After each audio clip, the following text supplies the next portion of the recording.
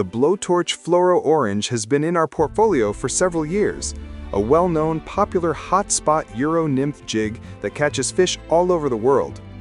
For 2026, we added 2 new fluorescent colors, chartreuse and pink, flies we have gotten reports about being just as effective as the fluoro orange.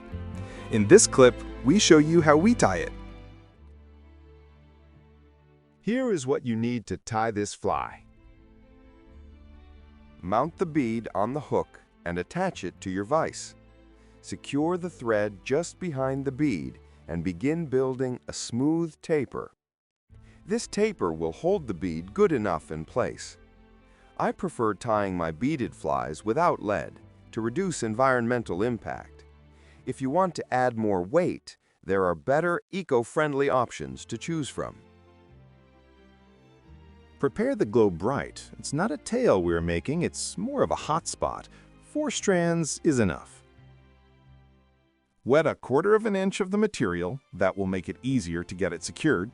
Secure material with the tip inside the bead-wrapped thread, down the shank, tight, even turns to keep the body taper. Make a wrap under the tail to lock it in place. Continue up the shank. Leave thread 1/3 up the body. Cut tail just behind the hook. Time to add some body bling, a nice shiny opal mirage tinsel.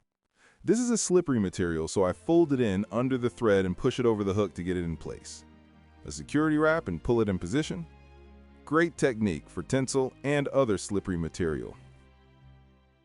For the body of the blowtorch, we use a beautiful shiny peacock ice dubbing.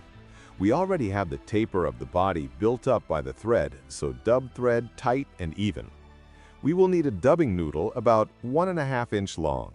If dubbing loosen up the shank, tighten it up while pulling thread tight. Continue wrapping dubbing all the way to the bead and make sure to have dubbing wrapped tight up to the bead. Time to wrap the rib. Pull tinsel tight, not stretching the material. Counter wrap the tinsel in even turns over the body. Keep the tension to the material all the way to keep the tinsel in place.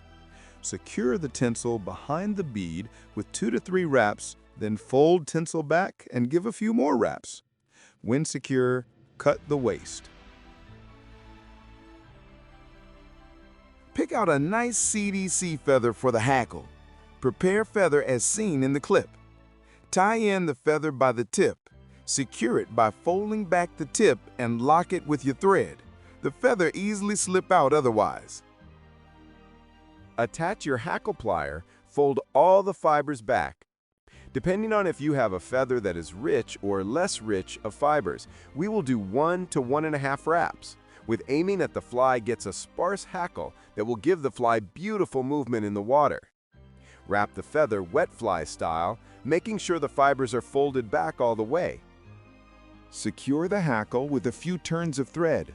Fold the CDC hackle stem back and lock with yet another few wraps of thread.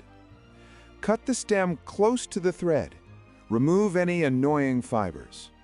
Build up a nice, even collar covering the butt of the CDC stem. Finish the fly by giving it 2 nice tight whip finish knots with 2 to 3 wraps in each.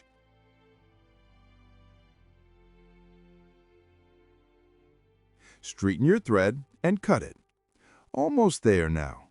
Give the fly a last touch of shorten the hackle fibers to desired length. Personally, I like my fibers to just past the end of the tail. There we go. A nice lethal blowtorch fluorescent chartreuse jig fly ready to rumble. Thank you for your attention, and please like and subscribe to our social media channels for more exciting news, tips, and tricks.